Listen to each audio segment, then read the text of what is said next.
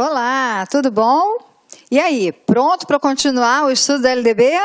Isso aí, hoje a gente vai falar especialmente de um pedaço da educação, de uma etapa da educação que é extremamente importante. Sabe qual é ela? Olha ela aqui. Nós vamos hoje estudar a seção 2, que é a seção que fala da educação infantil. Você pensa assim, mas eu não vou fazer prova para professor de educação infantil? Ah, meu amor, mas olha, se no edital tiver LDB, o que eu tenho visto de perguntas referente à educação infantil nos concursos de todas as etapas não é brincadeira não. Sabe por quê? Porque ela é nova. Sabe por quê? Nova onde? Nova na Organização da Educação Nacional. E você já vai entender já por que isso. Olha só, para você poder fazer o cenário maior, precisa entender e lembrar que a educação infantil ela é composta de duas etapas. Ela tem a creche e ela tem a pré-escola. E por que a gente fala dessa questão nova? A pré-escola, você com certeza já deve lembrar mais ou associar mais a uma ideia de escola, mas a creche, durante muito tempo, ela foi entendida como um elemento assistencialista, ou seja, creche era lugar de mãe pobre deixar o seu filho para poder trabalhar. Então era visto sempre como uma ideia de compensar a pobreza da criança, tá? Ou seja, a criança é pobre, a mãe precisa trabalhar, vai para a creche. Ou então a criança é tão pobre que não tem o que comer em casa, vai para a creche. Sempre nessas visões assistencialistas e compensatórias. De 96 para cá isso mudou. Sabe por que mudou? Porque a educação infantil passou a ser composta de creche e pré-escola. E então, a creche, que até então era assistencialista, compensatória, ganha um caráter legal educacional. Ou seja, pela lei, a creche é uma instância e uma etapa educativa. Isso faz uma diferença enorme para as crianças, para a sociedade, para o país, para todo mundo, para a gente que está estudando a lei. Como isso é uma das grandes marcas dessa nova LDB que a gente está estudando, a educação infantil merece uma atenção e um carinho todo especial no estudo da própria lei, ok? Então vamos lá, o artigo 29 vai dizendo assim, a educação infantil, primeira etapa da educação básica, tem como finalidade o desenvolvimento integral da criança de até 5 anos em seus aspectos físico, psicológico, intelectual e social, complementando a ação da família e da comunidade. Então, vamos lembrar aqui algumas coisas que eu já venho falando com vocês desde as outras aulas que nós já tivemos de LDB. Eu sempre falo para vocês que quando a gente usa a palavra desenvolvimento, tá aqui a palavra, desenvolvimento, a gente tem que lembrar das crianças na educação infantil. Então, olha aqui, educação infantil.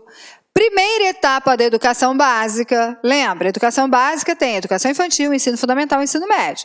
Então, essa primeira etapa da educação básica, que é a educação infantil, a finalidade dela é desenvolvimento integral da criança de até 5 anos. Vamos lá! Desenvolvimento integral da criança de até 5. É desenvolvimento integral porque não dá para a gente falar em desenvolvimento de uma coisa sem falar de desenvolvimento de outra. Então, quando a gente fala de desenvolvimento, a gente está falando de desenvolvimento do indivíduo como um todo. Isso é o desenvolvimento integral. E a lei já deixa clara que a faixa etária da criança da educação infantil é até 5 anos. Preste atenção nisso daí, tá? Porque a lei não vai marcar a entrada. Ela não diz que é de 0 a 5, ela não diz que é de 1 a 5, de 6 meses. Ela não diz. Ela diz que é para criança até 5. Gravou?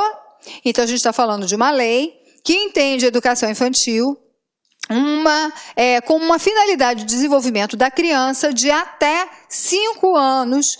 E esse desenvolvimento vai privilegiar os seguintes aspectos: físico, psicológico, intelectual e social.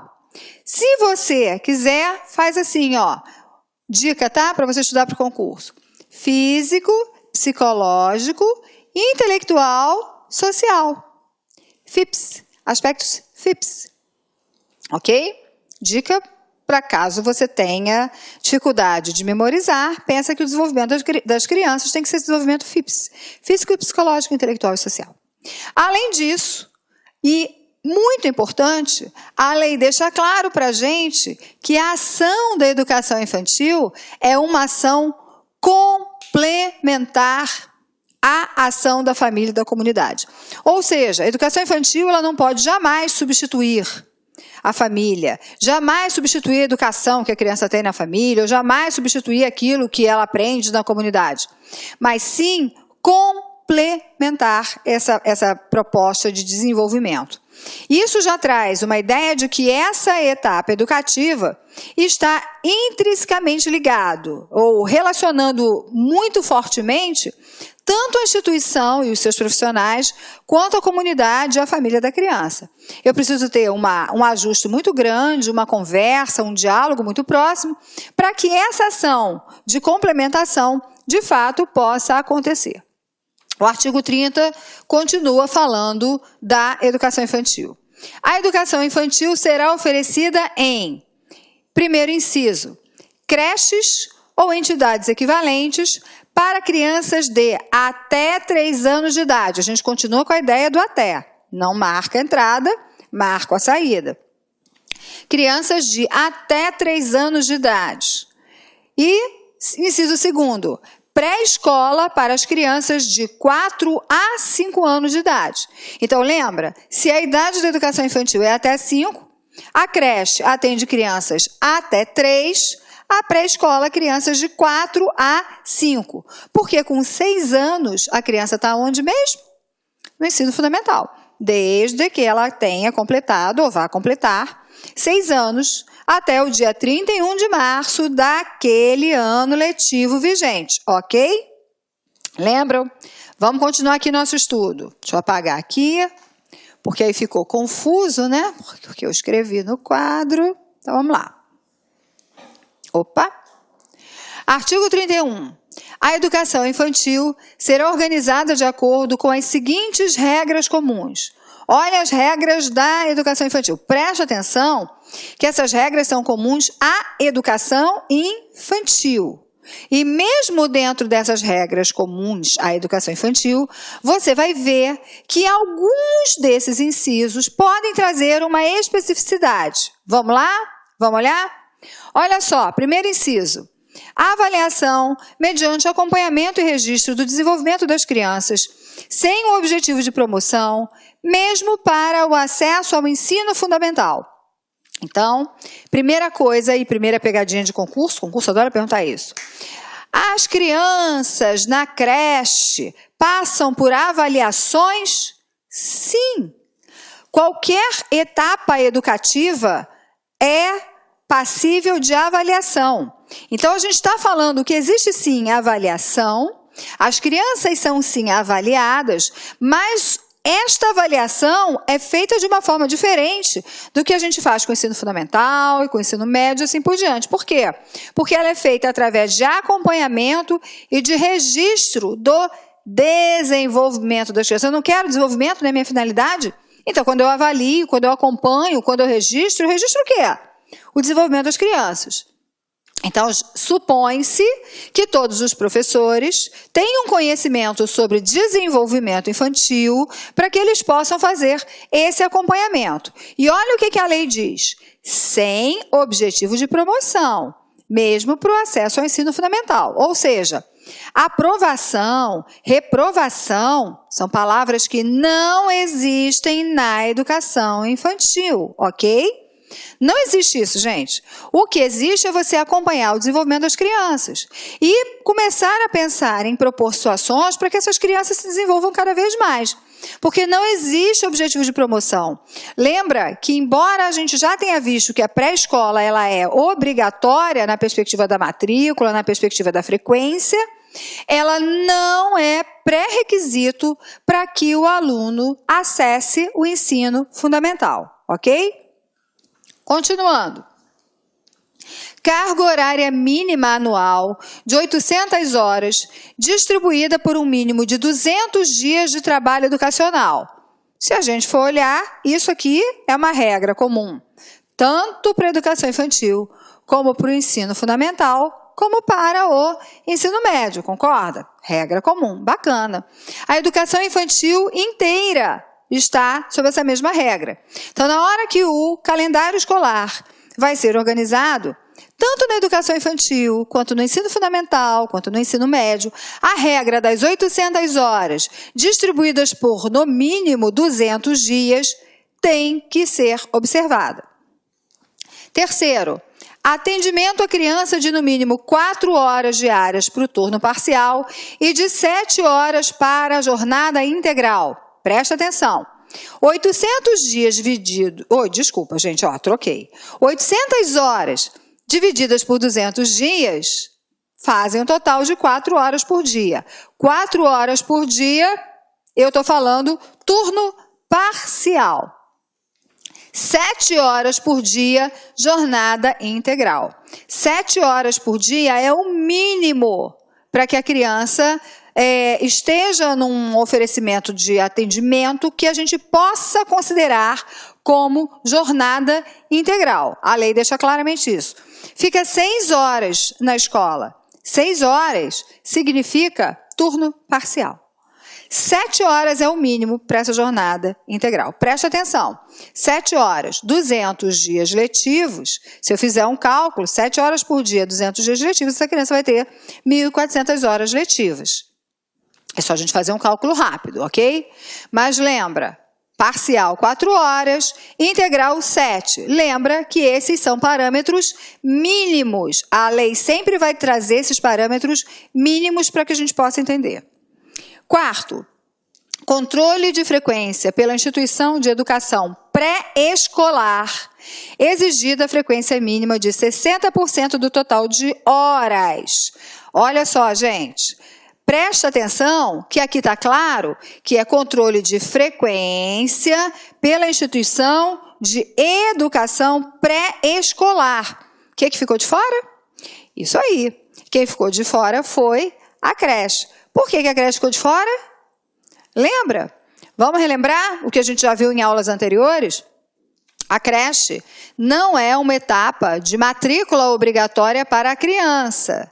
Se eu não obrigo a criança a matricular, ou a ser matriculada, como é que eu vou pensar em obrigatoriedade de frequência? Então, como a pré-escola entra na obrigatoriedade escolar, existe sim uma frequência mínima exigida, só que o percentual dela é diferente das demais. Olha só, o percentual é de 60%. Se a gente for relembrar, o percentual de frequência exigida, tanto no ensino fundamental quanto no ensino médio, é o percentual de 75%. E assim como no ensino fundamental e médio, na educação infantil, quando a gente faz o cálculo dessa frequência mínima, o parâmetro utilizado são as horas e não os dias, ok? Estão acompanhando direitinho essas diferenças? Vamos lá. Continuando aqui na educação infantil. Expedição de documentação que permita atestar os processos de desenvolvimento e de aprendizagem da criança. Toda instituição de educação infantil tem que trabalhar na perspectiva de expedir esses documentos que vão justamente atestar esses processos de desenvolvimento. Lembra que a gente falou lá no início que tinha avaliação? Que a avaliação era via acompanhamento e registro? Bom, se você registra, tem que ter registrado em algum lugar. Isso que é registrado vai ter que virar uma documentação. Uma documentação apenas para que você acompanhe os processos de desenvolvimento de aprendizagem da criança. Tendo em vista que, nós já vimos, e vou repetir, não há condição de frequência à pré-escola para que o garoto frequência a pré-escola. Frequente o ensino fundamental, vou repetir, tá? Não há condição de frequência pré-escola para que ele possa ser matriculado no ensino fundamental.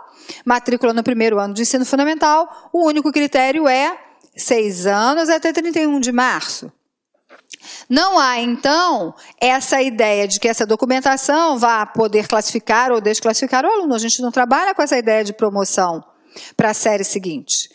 Lembra que o objetivo é desenvolvimento. Então, eu não estou querendo que a criança aprenda conteúdos. Estou querendo que a criança se desenvolva, ok? Eu vou construir com vocês aqui, rapidamente, um quadro com essas ideias principais para tentar fazer uma síntese do que a gente já veio discutindo, tá? Então, quando a gente está falando de educação nacional, a gente fala de 2 níveis, lembra? Primeiro nível, que é o nível da educação básica.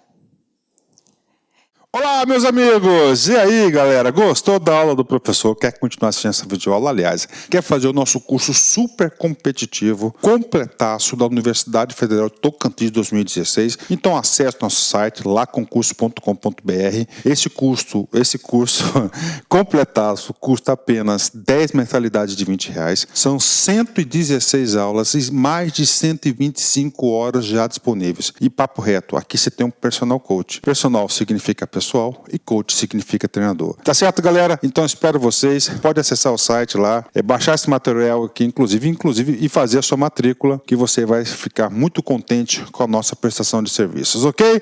Forte abraço. Tchau, tchau. Clique lá.